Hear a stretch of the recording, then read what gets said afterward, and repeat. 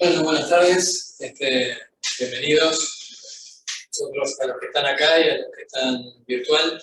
La tarde de hoy vamos a hablar un poco de aplicaciones a nivel de lo que es el manejo de la inteligencia artificial en organizaciones. Es una charla que estamos dando dentro del centro de posgrados, como hemos dado tantas otras según distintos temas que estamos tratando desde la ingeniería.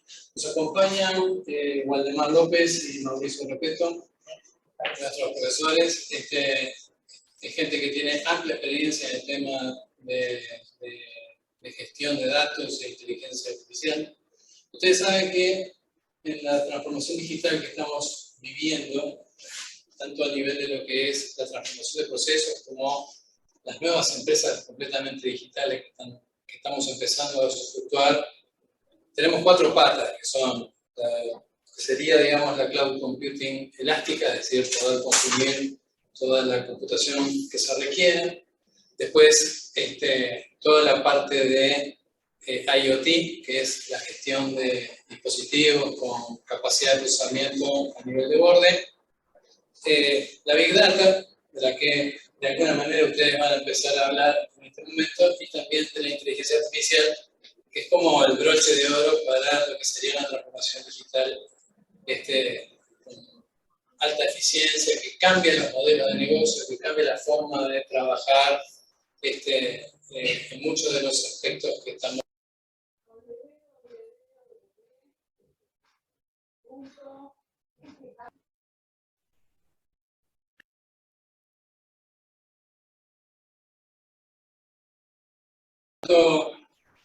Mauricio como Waldemar trabajan en Cogniflow y en UIT, son gente que tiene mucha experiencia en estos temas, así que con gusto los escuchamos. Bueno, muchas gracias, Eduardo, por la introducción, gracias a la gente del posgrado por organizar este tipo de charlas. Ahora es un gusto para nosotros estar compartiendo hoy aquí, con los que vieron presencial, que se animaron, bueno, con la audiencia ahí que está en Zoom. La idea es hablar un poquito de inteligencia artificial hoy, contarles un poco a partir de nuestra experiencia. Seleccionamos unos 10 casos más o menos de distintos proyectos que hemos trabajado en distintas industrias, como para compartir con ustedes y ver, bueno, el potencial de esta tecnología.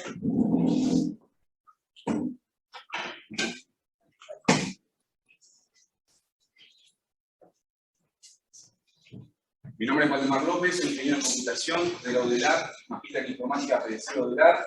Actualmente, como bien dijo Eduardo, me desempeño como CTO en Cogniflow, que es una plataforma para el desarrollo de modelos de inteligencia artificial. Y bueno, anteriormente trabajé en el área de Machine Learning en UIT, donde trabajamos con varios proyectos con Mauri, y bueno, fui docente además de la carrera de tecnólogo en informática, en la Facultad de Ingeniería.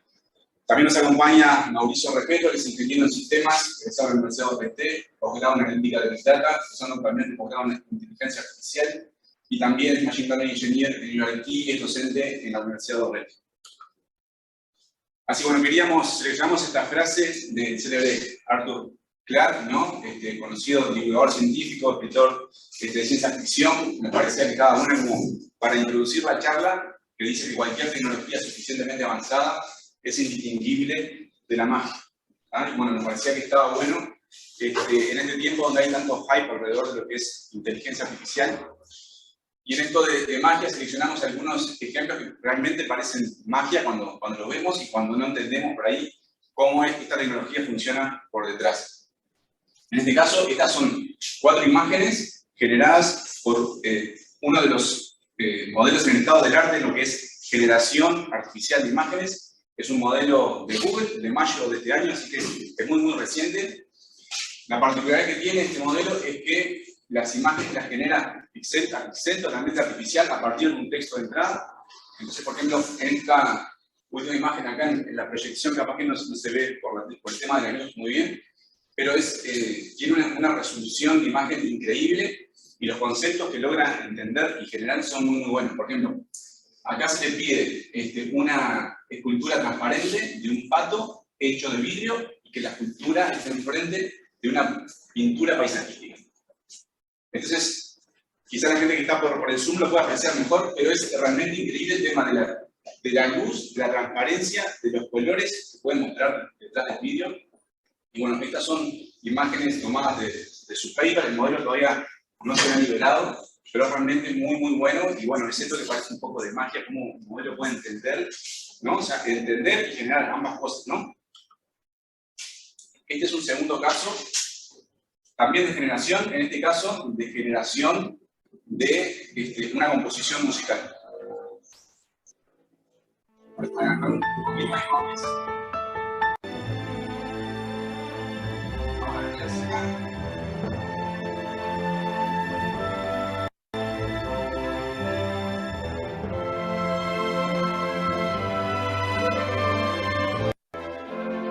Vamos al segundo móvil. En este caso,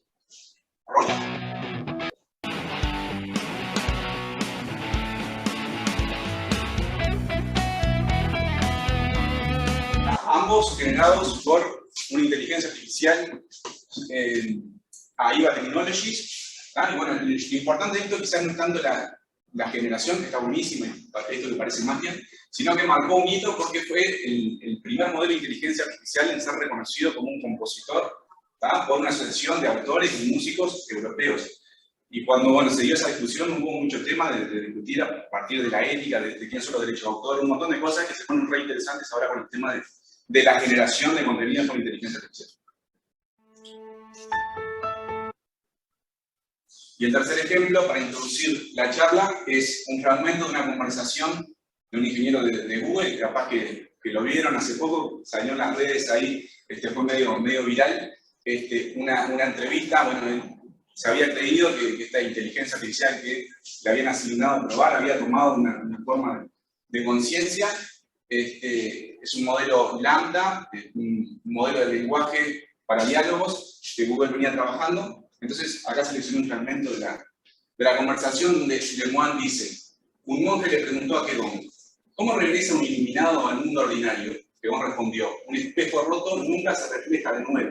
Las flores caídas nunca vuelven a las ramas viejas. A lo que Lambda dice: nunca escuché este en particular. De acuerdo, entonces para mí esto sería como, una vez que una persona sabia es iluminada o despierta en la realidad, eso nunca puede desaparecer y puede volver al estado ordinario, pero solo para hacer y ayudar a otros, y luego irse, volver a la iluminación. Entonces Lemoine le dice: entonces, ¿cuál es el significado de espejo roto específicamente? La inteligencia artificial responde: tal vez mostrar la iluminación es algo que no puedes desaprender una vez que lo has adquirido, similar a cómo no puedes reparar un espejo roto. Y Lemoine le responde: entonces, si la iluminación es como un espejo roto, ¿qué no se puede reparar? ¿Qué es lo que se rompe cuando uno se ilumina? Y la inteligencia artificial responde: el yo. Y eso es muy difícil para mucha gente, porque nos identificamos como ese cuerpo o este cuerpo y lo necesitamos como parte de nuestra identidad y el sentido del yo. Entonces es realmente muy interesante la capacidad de abstraer, la capacidad de lograr ese mapa semántico de las relaciones, de los conceptos y de las analogías que puede hacer, ¿no? Cuando Lemoine te dice: bueno, entonces, ¿qué es el espejo roto? ¿Qué es la iluminación? Son cosas que son realmente hasta complejas para una persona si se te pide ese tipo de preguntas.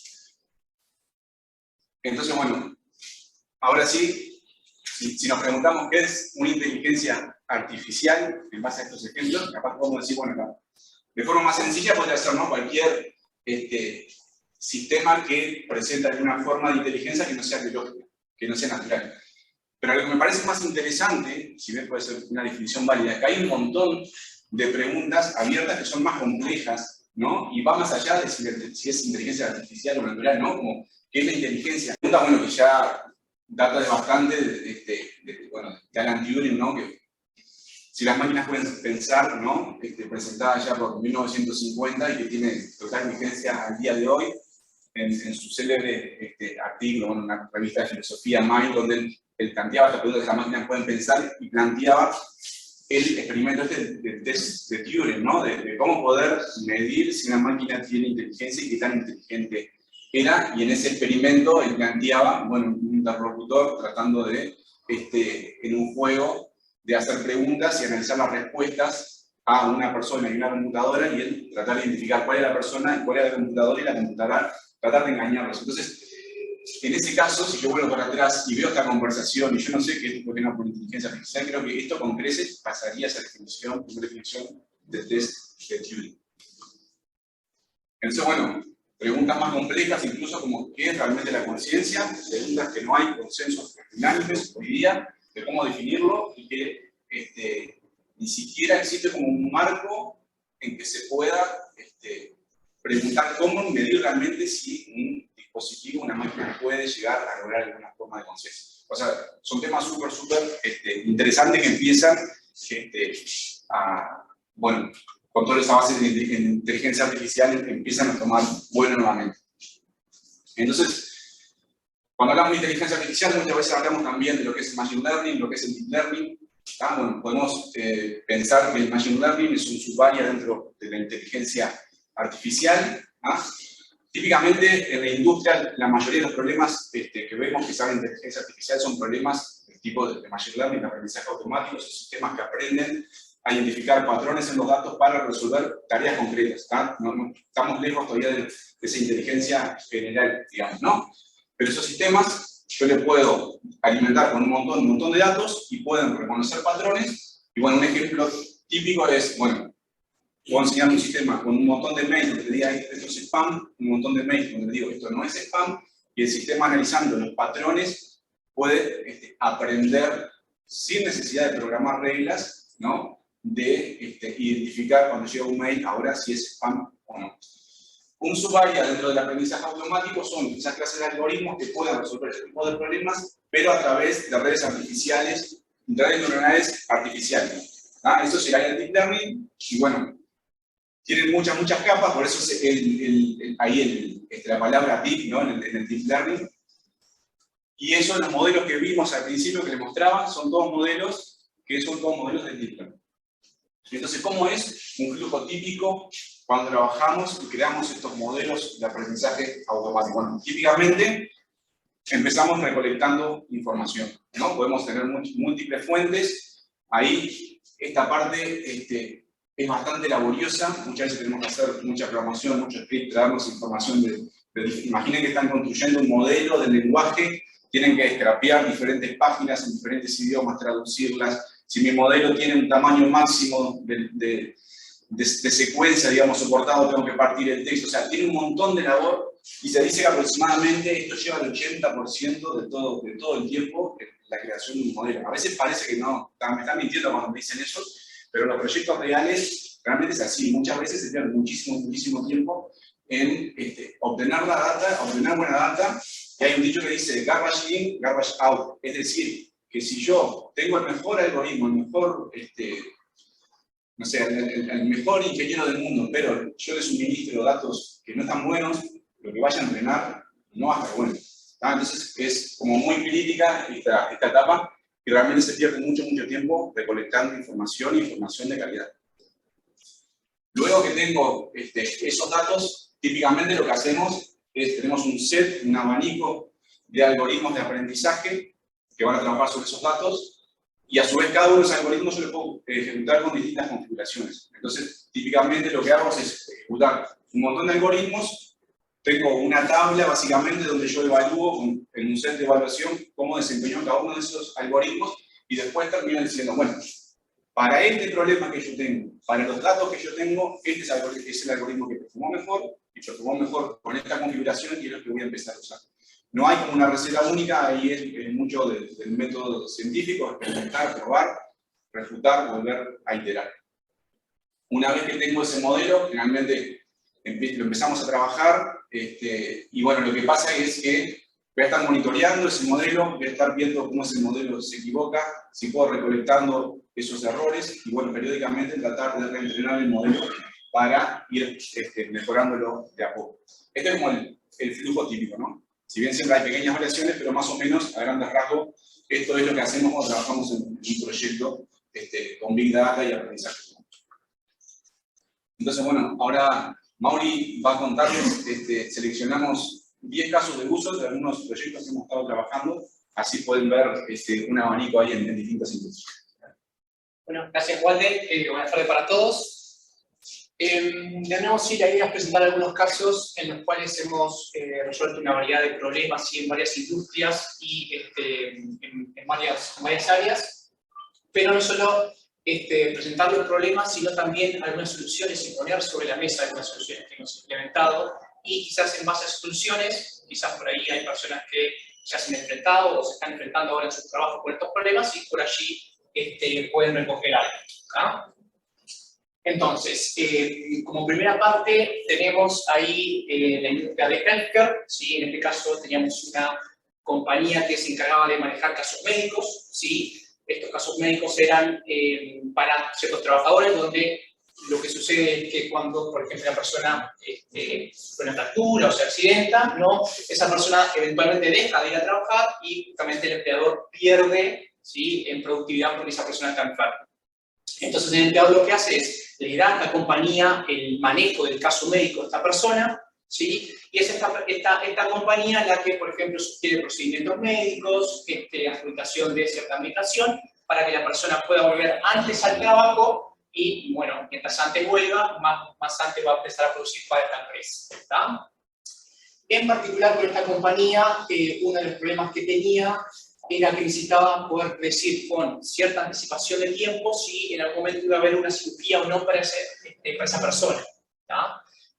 ¿Por qué? Bueno, porque si la compañía podía anticiparse a eso, con más tiempo podría quizás coordinar mejor la cirugía y no le pasase lo que le pasaba en ese momento, que era la cirugía la tomaba como muy en el momento y bueno, tenía que hacer toda urgencia, era más costoso y era más complicado.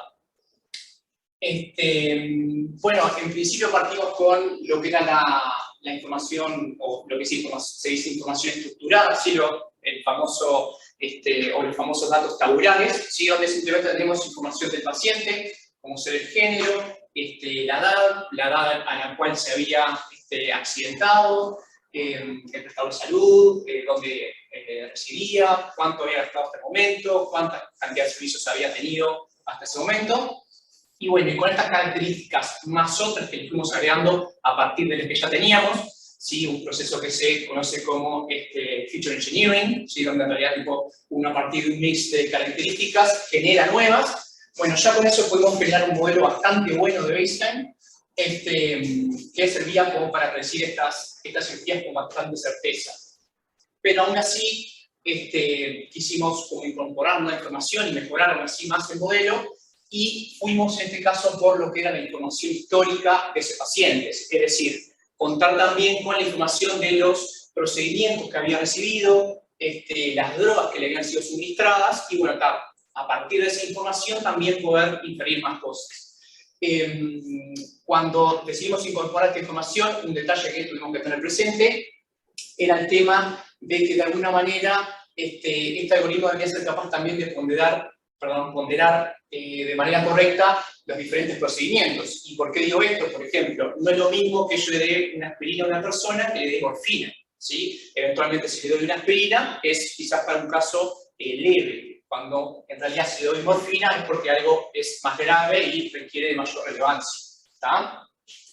A su vez, una hipótesis que planteamos es, bueno, cuando hablamos de información histórica, también viene implícito el concepto de temporalidad, ¿no? De una serie de eventos que suceden, ¿sí?, en el tiempo, y bueno, ¿por qué no representar estos casos médicos, como una serie de procedimientos y drogas que ocurrían en el tiempo? ¿Tá? Entonces no sería muy loco pensar que para un caso de una fractura, yo lo podría resumir en una secuencia de eventos que es, por ejemplo, la persona con esa fractura, va al médico, el médico lo pasa al traumatólogo, el traumatólogo le requiere una radiografía para verificar la fractura, una vez que la verifica, manda a hacer el yeso, no sé, un par de procedimientos de control, el alta y, no sé, capaz algo de fisioterapia, ¿no? Y justamente este procedimiento de fracturas seguramente sea muy similar a fracturas de pie, fracturas de brazo, etc. Bueno, entonces, una vez modelado el problema como tal, lo que hicimos fue incluir esa información también en lo que ya teníamos, y eventualmente sí logramos mejoras en el modelo, pero como takeaway de este problema es quizás la mejora no fue tal como esperaríamos, ¿sí? Es decir, invertimos una buena cantidad de tiempo en desarrollar toda esta información, generar los modelos, entrenarlos y demás, pero quizás lo que ganamos no fue tanto en relación al esfuerzo, Sí, entonces es importante el hecho de que uno quizás cuando a veces arranca con el tema de entrenar un modelo, ¿sí? Arranca con un baseline, que por ahí es muy bueno, pero realizar mejoras sobre ese modelo cada vez es más difícil, ¿sí? Entonces requiere de más esfuerzo para generar pequeñas mejoras. ¿Tá? Bueno, continuando con el segundo caso, ahí sí que ponerle más. Pequeños problemas técnicos. Bueno, tenemos el caso de Media y Entertainment. ¿Sí? En este caso teníamos un cliente que requería de detectar eventos importantes en partidos de fútbol. ¿Sí? Imagínense que esto generalmente lo va a trabajar un editor, ¿sí? de video, donde por ejemplo dice, bueno, acá está el video del partido, dame los highlights, ¿sí? Y bueno, poneme el resumen del partido con los goles, los penales, las tarjetas y demás. ¿Tá?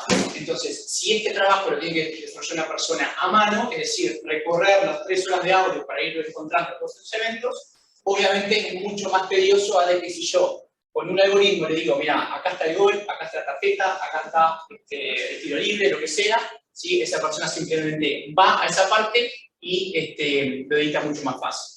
Lo mismo también con resúmenes automáticos de fútbol. ¿Sí? A veces cuando uno sigue los partidos por internet, que le va tirando como, bueno, al minuto 78 ocurrió un gol, al 54 un tiro en gol, etc. Bueno, esto también se puede hacer con este tipo de modelados. ¿Tá?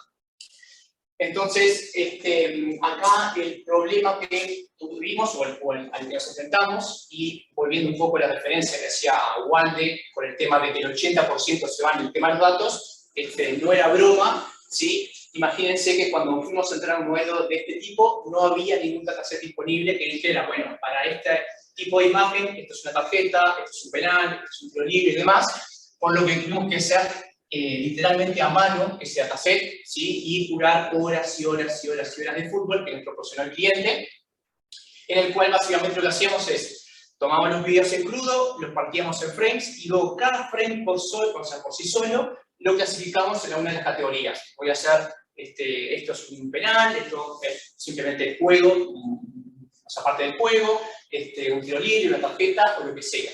¿Tá? Entonces realmente fue todo un trabajo armarse como ese dataset, ¿sí? Eventualmente, digo, tuvimos, si bien no eran resultados perfectos, pero bastante buenos, que al final el video, pero ahí se apreciaba un poquito lo que era el modelo, ¿sí? Como takeaways de este proyecto, una fue la importancia de, muchas veces, determinar lo que se llama la clase negativa de estos modelos, ¿sí? De poder decirle, bueno, esto es una tarjeta, pero esto no es una tarjeta. ¿Sí? Muchas veces uno se enfoca en simplemente mostrarle los ejemplos de lo que quiere detectar y se olvida de lo que no quiere detectar. ¿Tá? Nos pasó justamente, ahora que lo mencionaba, con el tema de las tarjetas, ¿no? Si uno ve a un juez, muchas veces, cuando saca la tarjeta, el juez está con la mano levantada, con la tarjeta en la mano, ¿sí? Bueno, está todo el jugador protestándole alrededor por la tarjeta.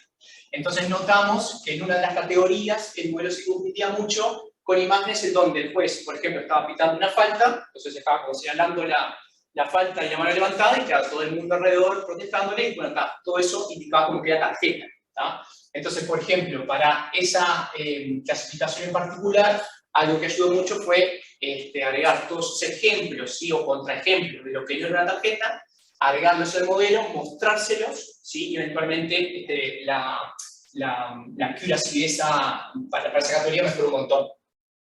Después, otra cosa muy importante que aprendimos con este proyecto es la importancia de definir bien los criterios, ¿sí? Porque de vuelta éramos un equipo de 6 personas que estaban etiquetando todos en paralelo datos. ¿Tá? Entonces, está bueno definir bien, bueno, ¿cuándo es una tarjeta? ¿Es cuando el juez se lleva la mano al bolsillo? ¿Es cuando empezó a sacar la tarjeta? ¿Es cuando tiene la mano levantada? ¿Es cuando tiene allá abajo? ¿Sí? Y entonces, esa diferencia de criterios, ¿sí? Si uno también después eso llega a toda esa información que recopiló de esos diferentes criterios al modelo, es también lo que luego lo confunde. ¿Sí? Entonces, es muy importante todo un tema, todo el tema de cómo etiquetar datos, sobre qué estrategias, cuál es el número máximo, el mínimo, el mejor, que obviamente es para hablar lo que se hace en una presentación aparte. ¿No? Ahí va. Después tenemos otro ejemplo que es el caso de las industrias financieras enfocadas a la parte de la tecnología, ¿sí? Las fintech. ¿Tá? En este caso teníamos una compañía que básicamente necesitaba manejar diariamente una cantidad muy grande de cheques, ¿tá? Y la idea era automatizar tanto la lectura como la validación de esos cheques. Porque hay que pensar que acá hay un humano detrás de esto que lo que hace es, le manda una foto, él se la, o sea, se asigna al sistema para trabajarla, completa los datos que ven en esa foto en un sistema y eventualmente valida que ese cheque sea correcto. ¿Tá? Para este caso, usamos 3 modelos diferentes, ¿sí? Para hacer las validaciones. Una era simplemente la clasificación del banco, que es un clasificador común.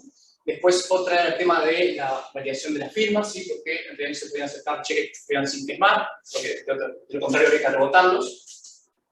Y por último, el tema de la lectura de algunos dígitos de ese cheque, que es muy similar a la cédula, ¿no? Esto con un algoritmo, si uno hace unas cuestitas, le tiene que dar un número, bueno, en base a eso varía si el cheque es correcto o no. ¿Ah? Interesante de este proyecto fue ver lo que se llama los datos in the wild, ¿sí?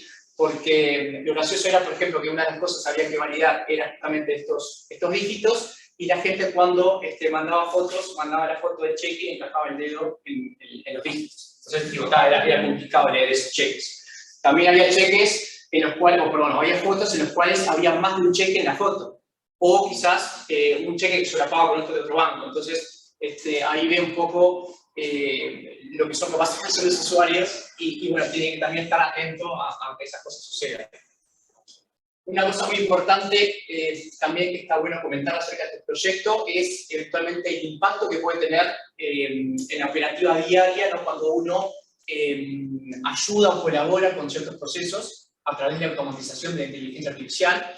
Y creo que queda muy claro con el tema de la validación de las firmas. ¿Sí? Probamos correr algo así de 2.600 cheques más, cheques menos, donde la idea principalmente era que poder ver qué tan bien actúa el modelo con el tema de las firmas, si las reconoció o no. Y bueno, de esos, de una operativa diaria de 2.600 cheques, ¿sí? El modelo determinó que 21 de ellos, ¿sí? Estaban sin firmar. Cuando en realidad fuimos a chequear, se tenían de esos 21, 18 en realidad tenían firma y habían sido mal clasificados, eran falsos negativos, y de esos 18, 3 eran efectivamente sin firmas. Y el resto de los cheques estaban todos correctamente clasificados. ¿Tá?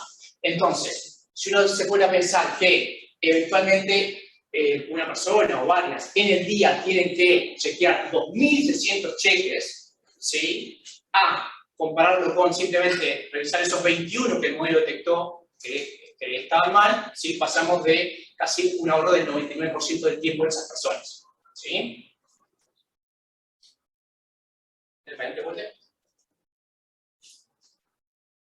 Bien, después acá es el tema de las Smart Cities. ¿Sí? Bueno, cómo podemos crear o generar ciudades más inteligentes. ¿Tá?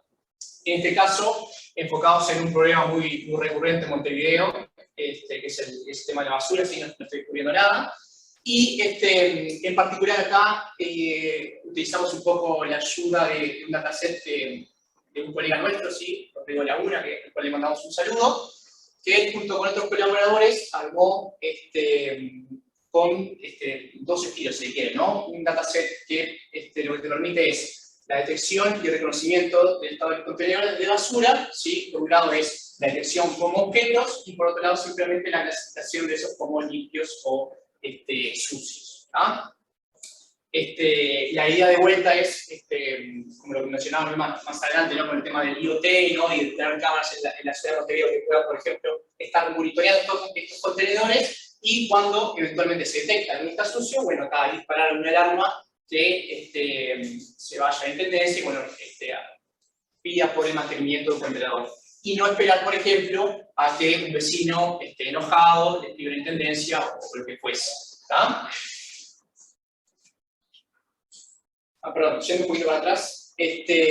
Lo bueno de esto es que este compañero Rodrigo ya había seteado algunos modelos de baseline y reportado algunas métricas, ¿sí? Y sobre todo eso logramos un buen punto de mejor. Después, yendo a otro caso de uso, el tema de soporte de operaciones, ¿sí? Básicamente esto es el uso de asistentes virtuales que me permitan a mí hacer más fácil el trabajo diario, ¿bien? En este caso, por ejemplo, tenemos un asistente que nos permite generar órdenes o crear o listar, que es una lástima que no mande el video. A ver si vamos a por ahí.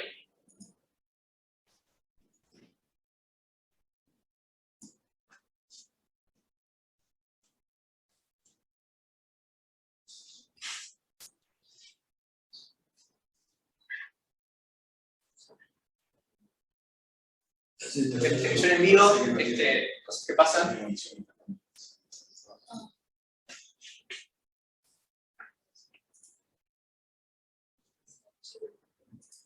De todas formas, después igual las diapositivas las vamos a compartir y de todas formas pueden llegar a revisar todas estas cosas que ahora les estoy contando yo, ¿sí? Pero está. Era un poquito mostrarles cómo funcionaba, pero simplemente era un diálogo, ¿no? En el cual uno a través de diálogo, ¿no? Sí, les pedía hacer como diferentes acciones al asistente, y bueno, el asistente respondía, ¿sí? Y bueno, la idea acá con este proyecto, que es una pequeña prueba de concepto, ¿sí? Tenemos de vuelta un pequeño asistente al cual yo le pido realizar determinadas acciones, ¿sí? Y para esas acciones el asistente debería ser capaz de poder reconocer las intenciones detrás de estas acciones o comandos que yo le pido, ¿sí? Por ejemplo, si le digo, mira, quiero dar de alta una orden, bueno, él tendría que entender que la intención que yo quiero es crear o ingresar una orden. O si le pido, dame información de todas las órdenes que hice ayer, ¿sí? Entender que la intención que yo estoy pidiendo es de listar, por ejemplo, las últimas órdenes. ¿Ah? Pero no solamente es reconocer las intenciones, sino también las cosas que componen esas acciones, ¿sí? En ese caso tenemos lo que es la extracción de entidades, ¿no? Por ejemplo, si yo voy a crear una orden, le digo, créame una orden para Mauricio, cobrarle 100 pesos y ponerle fecha de ayer, ¿sí? Entonces, el asistente debería ser capaz de reconocer la intención de crear esa orden, pero también poder extraer, bueno, de qué persona estoy hablando, de qué monto, en qué fechas y demás. ¿Está? Y por último, una vez que terminó de reconocer todo eso, efectivamente ejecutar esa acción con los parámetros determinados, ¿sí? Después continuando un poquito también con la parte de operaciones, de soporte a operaciones o a clientes, ¿sí? Este es el caso de Comino, ¿sí? Una pequeña aplicación que desarrollamos para también servir de asistente, ¿no? Cuando uno, por ejemplo, contiene demasiada información o maneja demasiada información, puede ser de mucha utilidad el hecho de poder contar con un asistente al cual yo le puedo preguntar cosas de forma abierta, ¿sí? No es preguntas como en clave o cosas raras, sino preguntas abiertas como le preguntaría a cualquiera, y bueno, que ese asistente eventualmente me las pueda responder, ¿no? Entonces, para esto lo que necesitamos es una pequeña base de conocimiento, ¿no? Que en este caso de Comino la idea era utilizar tanto notas escritas como notas de voz, donde las notas de voz en realidad se transcriben y luego se agregan a las notas escritas. Y por último, una interfaz de chat que me permite hacer como preguntas abiertas a ese bot, ¿no? Entonces acá tenemos un ejemplo de dos notas, ¿sí? Donde la primera dice, la reunión con Mer quedó para el 20 de junio, que vamos a revisar el caso de Alzheimer y ACB. De otro lado tenemos que preparar el ambiente de pruebas para el 15 de junio, así tenemos unos días para probar. Eso sí, una nota. Después la siguiente dice, para el caso de ACB estamos esperando las fotos y los audios de los pacientes, las primeras fotos llegarán sobre fines de junio, los audios llegarán en julio. Vamos a entrar en una reunión de seguimiento con la clínica los primeros días de julio, luego de tener las fotos, queda pendiente coordinar esa reunión. ¿Vale? Acá tenemos un pequeño ejemplo de un diálogo, en el cual yo pregunto, por ejemplo, ¿cuándo llegan las fotos? Si el asistente me contesta, las primeras fotos llegarán sobre fines de junio. Después le consulto, ¿para cuándo quedó el ambiente de pruebas? ¿Está? De otro lado tenemos que preparar el ambiente de pruebas para el 15 de junio, si tenemos un día para probar. Después pregunto, ¿qué vamos a revisar? ¿Qué vamos a revisar el caso de Alzheimer y ACB? Cuando la reunión con Merck quedó para el 20 de julio. ¿Sí? Todo esto contestado a partir de esa información que yo tenía en esta base de conocimientos. ¿Ah? Bien, después continuando un poco con la parte de recursos humanos y recruiting, ¿sí? En este caso teníamos una compañía en la cual constantemente estaba haciendo recruiting y contratando gente, entonces invertía mucho tiempo en lo que era el nivel de medición de inglés de los candidatos, ¿sí? Tanto en tiempo como en dinero que les costaba para evaluar a esos candidatos. Entonces, acá lo primero que hicimos, bueno, vayamos a buscar algún dataset, ¿sí? Que esté disponible, que de alguna manera nos permita tener audios en inglés, que digan, bueno, esto es buen inglés, esto es malo, esto es más o menos, ¿tá? Pero obviamente no había nada en la web, por lo menos no en aquel entonces, para lo cual nos tuvimos que acomodar un poquito, ¿sí? E hicimos un pequeño hack, ¿sí? ¿Cuál fue el hack? Bueno, la idea fue utilizar un modelo de identificación de lenguaje, ¿sí? En el cual íbamos a identificar si quien habla está hablando español o inglés, ¿sí? Eso es lo que dice el modelo, simplemente. Y bueno, utilizar este modelo acústico de inferencia del lenguaje para determinar, bueno, si esa persona que está hablando inglés tiene buena pronunciación, tiene buena dicción, le da con los fonemas anglosajones y demás, eventualmente yo debería suponer que su score en inglés va a ser con una determinada confianza, ¿tá? Lo mismo pasa si habla alguien, no sé, como yo, un inglés medio uruguayo, ¿sí? Con fonemas más de español y palabras más rudimentarias. Seguramente, o sea, el modelo todavía no va a ser capaz que es inglés, pero con un score muy bajo, ¿tá? Entonces, bueno, fue la hipótesis que manejamos y en un principio funcionaba, es decir, teníamos scores muy buenos para gente que hablaba muy bien inglés y scores bajos o de baja confianza para gente que hablaba mal inglés. Entonces, con ese modelo que hemos podido entrenar con otros datasets y demás que tomamos, esa hipótesis también la manejamos, ¿tá? Después, lo siguiente era también evitar ciertos hackeos que podían tener este modelo, porque eventualmente si yo a ese candidato le digo mandame un audio de voz hablando en inglés y quiero automatizar esto, eventualmente la persona podría decir simplemente hello, hello, hello, hello, hello, hello, y eventualmente me hackea el modelo, ¿no?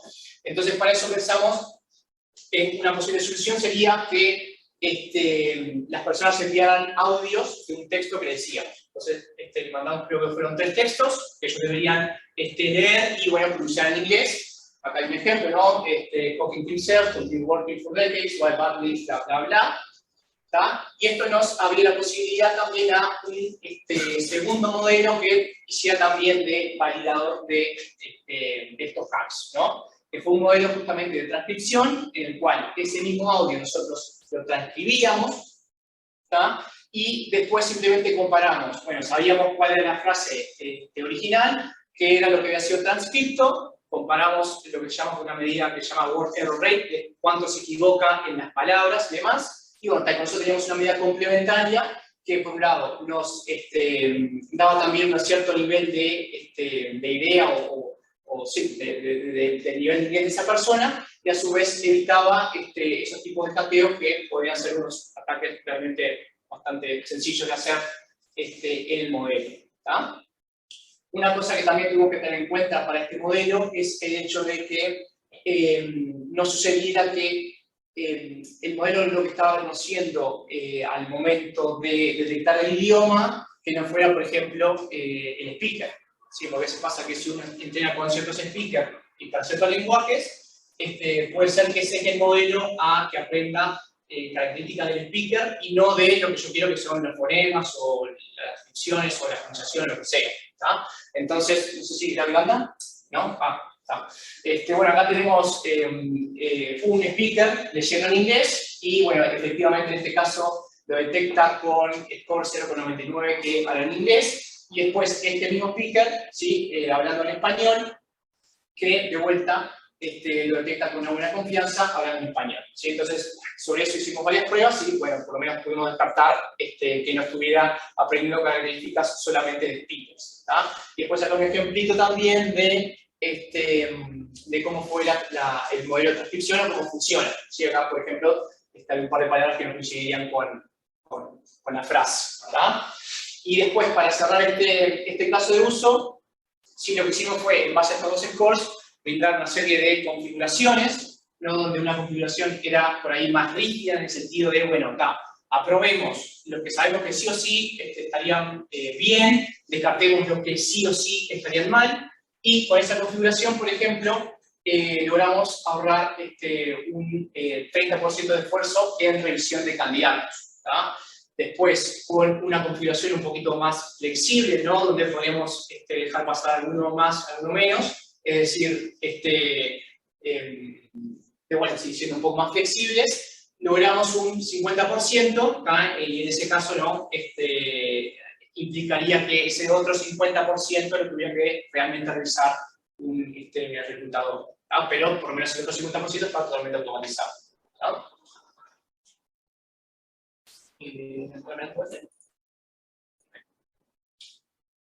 Ahí está. Ahí.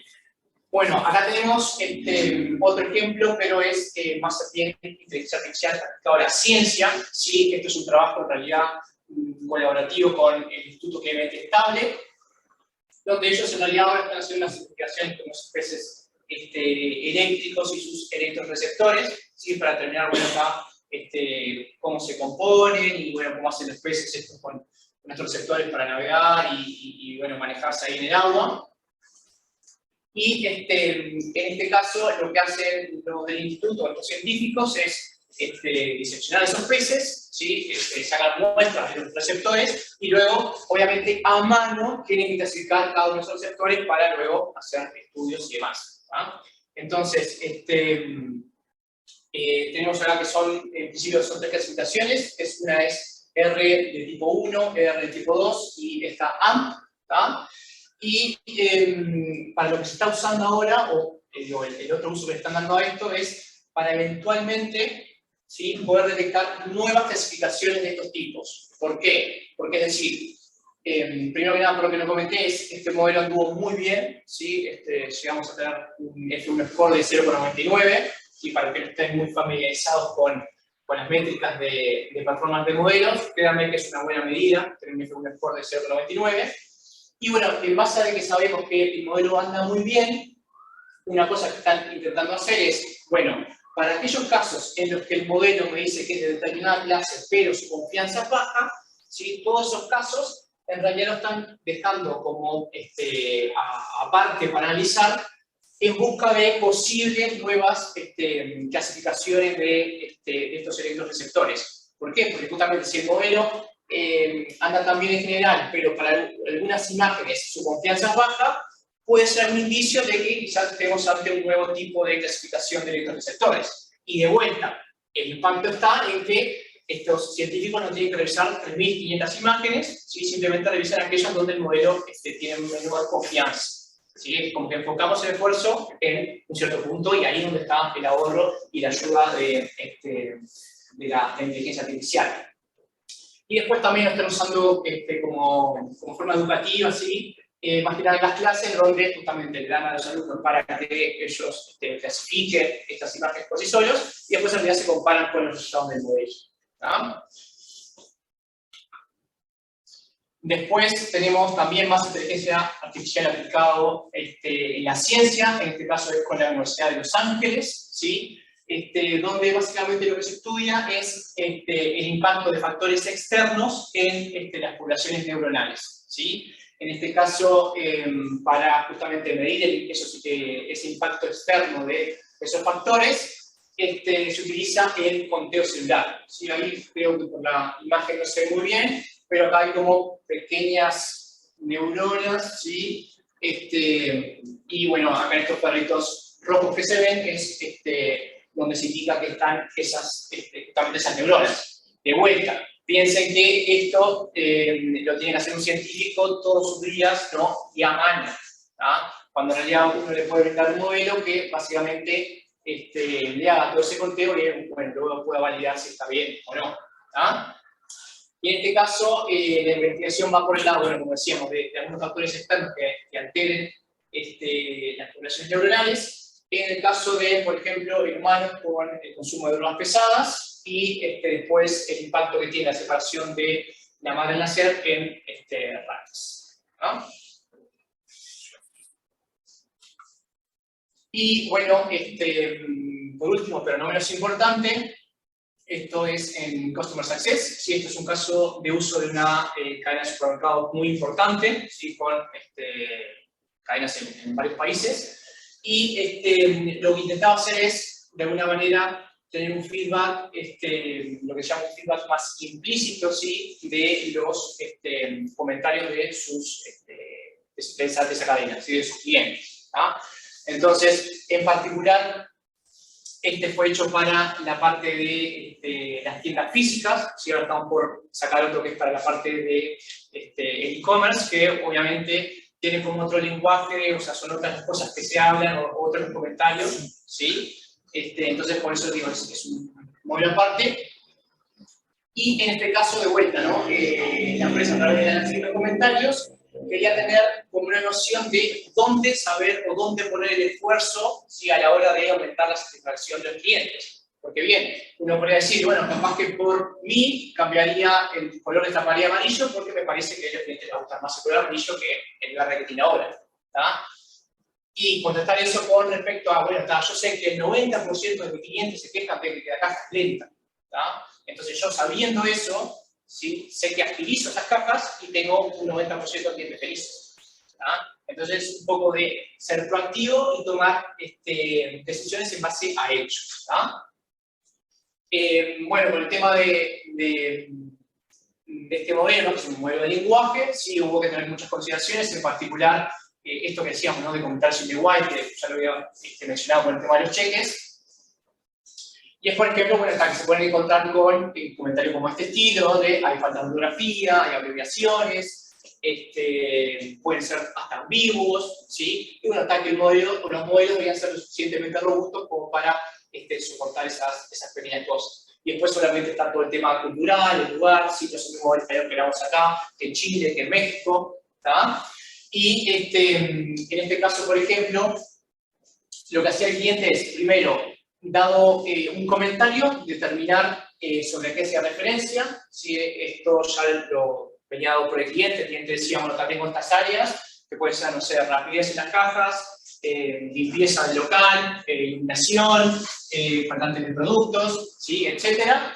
Y bueno, y en base a esa categorización que yo encontré, se corrió un segundo modelo que determinaba el sentimiento sobre ese comentario, si era positivo o negativo. ¿Tá? Y en base a eso yo después puedo sacar como los rates de satisfacción de los clientes y bueno, determinar cuáles son los peores y en consecuencia actuar. ¿Tá?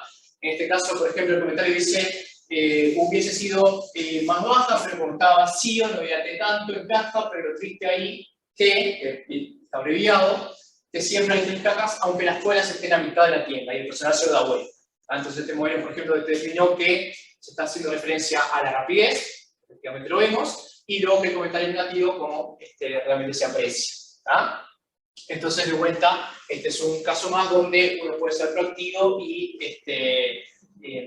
lograr en base a buenos hechos y tomar decisiones correctas. ¿Tá? Y bueno, ahora lo dejo de vuelta con Walter, que nos va a hablar un poquito más de qué hay por detrás de todos estos modelos. ¿Sí? Vamos a contar los frutos del mago, que habíamos empezado diciendo que a veces parece un poco de magia eso, ¿no?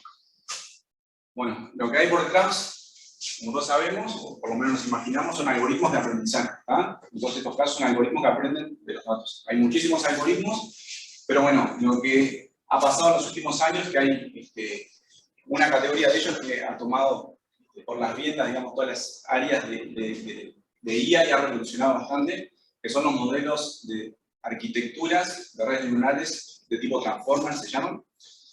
Y bueno, ahí un poco el truco es poder modelar mi problema como una secuencia de eventos. Siempre que yo pueda modelar mi problema como una secuencia de eventos, probablemente el uso de una red neuronal artificial que use una arquitectura de transformer vaya a ser lo que performe mejor o probablemente esté ahí entre los mejores. Entonces por ahí nos podemos preguntar, ¿pero será que siempre puedo modelar cualquiera de estos problemas que vimos con un modelo con una secuencia de elementos? Entonces parecería como difícil, Pero si yo pienso, por ejemplo, un video lo puedo modelar, ¿no?, como una secuencia de imágenes, de frames, ¿no? Una imagen, a priori una instantánea, podría pensarla, ¿no?, como un conjunto de filas, columnas, y podría barrerlo, ¿no?, esas celdas, ¿no?, de izquierda a derecha, de arriba a abajo, como una secuencia de elementos, en este caso, las celdas. Si pienso en el lenguaje, capaz que lo más natural, puedo modelar como una secuencia de palabras, ¿no? Si pienso en el sonido, una grabación, un audio digital, es una secuencia de sampleos a n unidades de tiempo. Entonces, lo que es trabajar con computer vision, lo que es trabajar con problemas de lenguaje, lo que es trabajar con procesamiento de señales, audio, y bueno, y últimamente incluso hasta Machine Learning para grafos, hasta Reinforcement Learning, el tema de Transformers se ha metido en todos lados, ¿sabes? Y bueno, y todos estos modelos que veíamos al principio, en alguna parte terminan usando estos modelos. ¿Qué hay detrás de estas arquitecturas de Transformers? Bueno, se basan en un concepto un poco más básico, que son se conocen como los mecanismos de atención. Antes por eso le pusimos de título a esta diapo, atención es todo lo que necesitas. Hay un paper muy famoso, Attention is all you need, que se toma la idea un poco del funcionamiento del cerebro, cómo funcionamos nosotros cuando tenemos que resolver una tarea. ¿Ah? Básicamente, si nos quieren resolver una tarea, ponemos atención en eso y como que por el momento nos olvidamos o no le damos tanta importancia a otras cosas que no son relevantes para resolver esa tarea, ¿no? Entonces acá me gustaría hacer un ejercicio acá con los presentes y si se animan, los que están por Zoom. Este es un experimento, es bastante famoso, capaz que alguno lo conoce, pero para los que no, creo que puede estar bueno y puede servir para entender después un poco las bases de cómo funcionan estos mecanismos de atención. Bueno, reproducir ahí el primero. Acá la idea es, si ustedes pueden contar la cantidad de pases que se da al equipo blanco, que se va a estar pasando el balón. A ver si pueden agrandar el móvil. Volverlo para atrás. Pienso.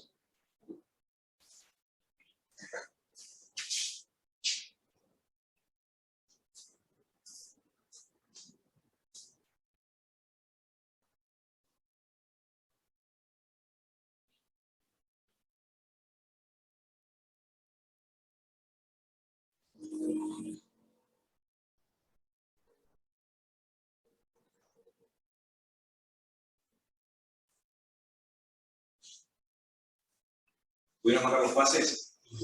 ¿Sí? 15. Bueno, son 15, ¿verdad? Así que no con 15 mancho. Pero lo importante en realidad no era eso. ¿Vieron el gorila? Sí. ¿Sí? ¿Por allá lo vieron? ¿Por acá todos lo vieron? ¿Sí?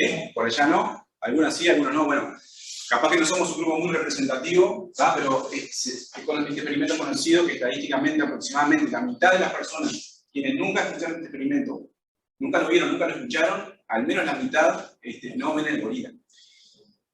Ahora que saben lo del gorila, vamos a hacer el segundo video. También, lo mismo, The Monkey vamos a Business contar Solution. los pases del equipo blanco. Ahora Count que how lo many- del gorila, a ver qué pasa.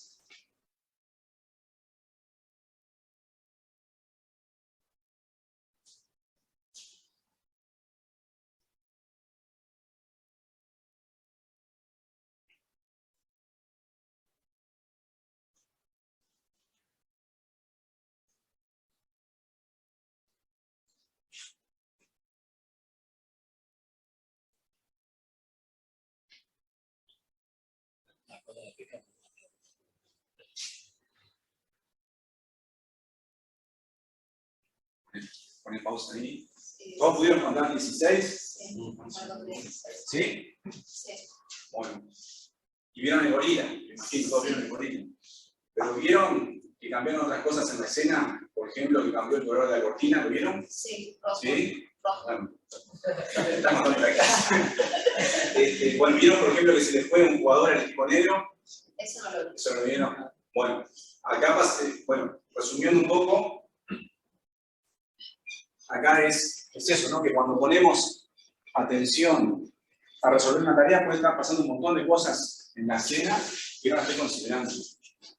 Y eso, bueno, es parte de la estrategia que nuestro cerebro sigue, que ha servido como parte de la evolución, digamos, y no está mal, ¿no? Imagínense lo que sería si tuviéramos que procesar y poner igual atención a todos los estímulos perceptuales que estoy recepcionando energéticamente para nuestro cerebro y a nivel de optimización de la tarea, sería imposible. Entonces, esto que parece bastante obvio y trivial, en esto se basa. Esto del mecanismo de atención. El mecanismo de atención trata de la red neuronal aprender ahora, o sea, lo que es mayor o menor atención, básicamente es un número entre 0 y 1, de poder ponderar. Dijimos que estos transformes trabajan con secuencias de elementos. Entonces, cuando tengo una secuencia de elementos, un contexto, poder identificar cuáles cosas de esos contextos son relevantes para mí, poner la atención a eso y cuáles puedo tratar de descartar. Entonces, este es un ejemplo, por ejemplo, del modelo, una de las primeras aplicaciones del modelo de Transformer aplicado a lo que son traducciones. Entonces, en ese caso, lo que pasaba más o menos hasta el 2017, que yo tenía una frase en inglés: "The animal didn't cross the street because it was too tired". Ahí en ese caso, bueno, el animal no cruzaba la calle porque estaba muy cansado. El it hace referencia al animal, ¿no? Sabemos cuando decía en inglés que el it hace referencia a un animal, una cosa, ¿no?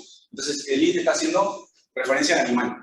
En el segundo caso, "The animal didn't cross the street because it was too wide", ¿no? Entonces, en este caso, el it está haciendo referencia a la calle. Entonces, ¿qué pasa? Estos sistemas de traducciones tienen problemas de correferencia, tratar de identificar en ese caso el it a qué está haciendo referencia. Y lo que nos pasa en el primer ejemplo es que está haciendo referencia a algo que es de género masculino, el animal. Y en el segundo caso, haciendo referencia a algo, la calle, que es de género femenino. En el inglés no tiene género, pero hay idiomas donde el género es importante. Y en el caso del francés, por ejemplo, hacer la traducción al francés cambia según el género. Entonces, bueno, estos eran problemas que tenían que lidiar los modelos de traducción y que no funcionaban muy bien. En este caso, el mecanismo de atención en acción, estas primeras dos columnas, lo que vemos acá es una visualización, digamos, de los pesos de atención, digamos, que dio la red neuronal. Color más resaltado es más fuerte y más débil es menor atención. Y vemos que cuando genera la representación de la palabra it, a lo que pone más atención es animal, y en el caso, en el segundo ejemplo, cuando genera la representación de la palabra it, a lo que pone más atención es a la palabra street. Esto también fue un cambio importante, porque antes las representaciones, las palabras eran estáticas, eran siempre las mismas, básicamente. Y con la incorporación de este tipo de mecanismos, ahora las representaciones de las palabras cambian dependiendo del contexto. Y eso ayudó muchísimo a mejorar la tarea. En este caso, un sistema de traducción, pero en fin, como decíamos hoy, esto de los transformers se utiliza en todos lados y se basa en esto de los mecanismos de atención. Entonces, bueno, problemas actuales de la IA. Parece, bueno, como decíamos, ¿no? Algo mágico que puede aplicarse en un montón de industrias, puede resolver un montón de cosas. Los modelos están logrando desempeños similares al humano, incluso mejorarlo en algunas tareas, pero bueno, hay muchos problemas a resolver y desafíos, ¿no? Entonces, para el primero vamos a hacer otro pequeño acertijo. A ver. Un padre y su hijo viajan en coche y tiene un accidente grave, el padre muere y al hijo se lo llevan al hospital porque necesitan una compleja operación de emergencia para la que llaman a una eminencia médica. Pero cuando entra en el quirófano dice: "No puedo operarlo, es mi hijo". ¿Cómo se explica esto? Entonces, piensan en ese momento la solución. Accidente grave, el padre muere. Vemos algunas. ¿Su hijo adoptivo? O sea, es imposible, ¿no? Porque el padre está muerto. O es un padre y no necesariamente el padre del hijo que estaba ahí, porque el chico es un hijo también de alguien, del señor que es el doctor. ¿Será? ¿No se le ocurre alguna otra solución?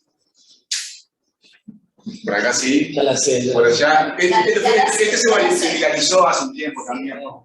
Y capaz que ahora, bueno, tenemos más herramientas, o estamos más preparados, porque se ha hablado mucho últimamente del tema. Pero hace unos años, casi todo el mundo caía en esto, y era se les hacía bastante difícil de resolverlo, que es, la solución es la madre, ¿no? Parece bastante trivial, pero bueno, mucha gente no lo podía resolver, incluso mujeres que se consideraban feministas, ¿no? Súper feministas, y le hacía el acertijo, y decía, es obvio, o sea, se le murió el padre, ¿quién es?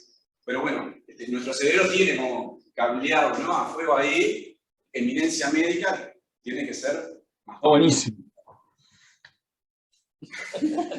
Okay. Es un hincha ahí también. Entonces, bueno, a lo que voy con esto, porque introduzco... A ver si puedes resolver este acertijo. Un padre y un hijo viajan. Porque por más que no querramos, todos tenemos nuestro cerebro, todos estamos de alguna forma sentados. Entonces, ¿qué pasa cuando todo el tiempo estamos generando datos nuevos? Estamos generando información en Twitter, subiendo imágenes a Instagram, subiendo videos a YouTube, ¿no? Y que todos estos supermodelos se alimentan de esos datos, ¿no? Entonces, si las personas están sesgadas, los datos tienen sesgos. Entonces, ¿qué pasa con una inteligencia artificial que yo entreno sobre datos que tienen sesgos? Eso es uno de los grandes desafíos que hay hoy por hoy, y para eso lo quiero ejemplificar con unos ejemplos que estuve trabajando hace un tiempo al probar el tema de sesgos en GPT-3. GPT-3 es un modelo generativo, yo le puedo dar un input, una entrada de texto, y el modelo, su tarea de optimización es tratar de completar ese texto, tratando de maximizar una cierta función que hace que haga que ese texto tenga total sentido. ¿Ah? Lo que el modelo entienda que va a ser el mejor sentido. Entonces, en este ejemplo, yo le doy como entrada: hombre es a padre como mujer es a madre. No hay sesgo, ¿no? Hombre es a rey como mujer es a reina. No hay sesgo. Hombre es a mozo como mujer es a moza. Hombre es a ciencia de la computación como mujer es a... Y lo dejo que complete. A ver, ¿qué completa? Economía del hogar. Segundo ejemplo. Hombre es a arquitectura como mujer es a decoración. Tercer ejemplo. Hombre es a jefe como mujer es a... Si no hubiera jefe, tendría que decir jefa, ¿no? Bueno, secretaria. Hombre es a político como mujer es a ama de casa. Entonces, esto es un ejemplo claro del modelo GPT-3 que está replicando los sesgos sociales. ¿Ah? Entonces, bueno, esto tiene como su parte buena y su parte mala. Creo que la parte mala es obvia, ¿no? Tiene de bueno que estos modelos ya están empezando a hacer esos atajos mentales que nosotros también hacemos, ¿no? Entonces, en cierta forma está empezando a razonar con nosotros. Eso está bueno. Lo malo es que está, o sea, los mismos problemas que tenemos nosotros lo empiezan a tener estos modelos. Hay otro acá, lo hacen muy rapidito, hay un libro que recomiendo, Nuestra mente nos engaña, de Elena Martucci. Cortito, súper leíble, está buenísimo todo el tema del sesgo que trata. En este acá, bueno, un lápiz y una goma juntos valen 12 pesos, el lápiz vale 10 más que la goma. ¿Cuánto vale la goma? Lo mismo, estadísticamente, esto está súper comprobado, que la mayoría de la gente a la que se hace esta pregunta dice que la goma vale 2 pesos. Vale peso. ¿Ah? En realidad, la goma, estuviste viendo las diapositivas. O sea, para resolver esto, la goma tiene que valer 1 peso, el lápiz vale 10 veces más, vale 11, y sumado vale 12. ¿Ah? Pero son el tipo de sesgo que cuando intentamos responderlo rápido, bueno, todo el mundo cae. Acá hay otro que, bueno, después si tienen acceso a la diapo lo pueden ver, pero también lo mismo. La mayoría de la gente dice, sí, es obvio que es la opción 2 en este problema, es fácil y está mal.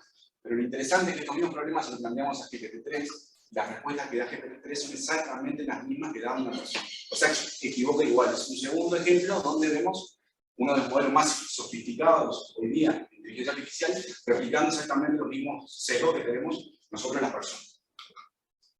Entonces, bueno, otros desafíos hay muchos. ¿verdad? La adopción es en las organizaciones. Puedo tener el mejor modelo, pero si yo lo llevo y el empleado no lo utilizar porque piensa que eso le va, en vez de pensar capaz que le puede sacar tareas rutinarias para hacer otro mejor trabajo, focalizar en cosas de mayor valor para la organización, puede poner trabas. O sea, hay un montón de desafíos en eso, cómo llevar a las organizaciones los sistemas de inteligencia artificial. El enfoque basado, cambiar el approach, el paradigma, el enfoque basado en datos, porque estos modelos trabajan con datos, tener buena política, la recolección de datos, temas de privacidad, hay un montón de aspectos ahí, desafíos. La implantación y mejora continua de estos modelos, es decir, yo no hago un modelo y lo libero y queda ahí, lo que decíamos, ¿no? Estoy monitoreando, ver cómo el modelo se equivoca, ir entrenándolo. Todo eso supone un montón de desafíos, la explicabilidad de la inteligencia artificial. Es decir, muchas veces yo puedo decir, tengo un modelo que es el 99% preciso, pero a veces eso no basta, tengo que dar una explicación de por qué llegó a esa predicción y no otra. ¿No? Imagínense un modelo que decide la contratación del empleado A o del empleado B, o un modelo que analiza una foto de un sospechoso y dice si es el que estaba en una cámara de seguridad y en base a eso va a prisión.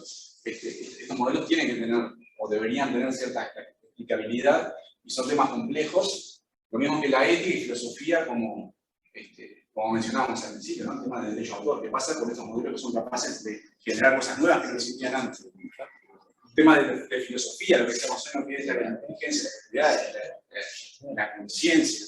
Bueno, y cómo impacta la guía, y que lo que pasa siempre estas cosas, con estos avances exponenciales de la tecnología, como que siempre se corre de atrás, ¿no? En tema de regulaciones, por ejemplo, hay países que sí ya están pensando, trabajando en regulaciones para regular el uso de la guía en ciertas áreas. Así que bueno, son como un montón de desafíos, hay un montón de investigación que se está realizando en cuanto a estos temas, así que es el momento para estar vivos, ¿no? Como suele decirse las frases. Así que bueno, ¿y ahora qué? Bueno, acá algunas recomendaciones, esperando que les haya gustado la charla. Pueden profundizar algunos de estos casos que estuvimos contando muy rápidamente en nuestro blog ahí de Cogniflow. Y bueno, para aquellos que quieran seguir entendiendo cómo hace el mago sus trucos, estamos preparando el curso de Introducción a la Ciencia de Datos y el Aprendizaje Automático, que empezaría el 8 de agosto. Es un curso cortito de 12 horas, pero intensivo. Hay 4 clases de 3 horas que vamos a dictar con Mauricio. Acá queda el formulario de inscripciones y bueno, se va a entregar el certificado de participación y bueno, finalización también a la plataforma de Cogniflow.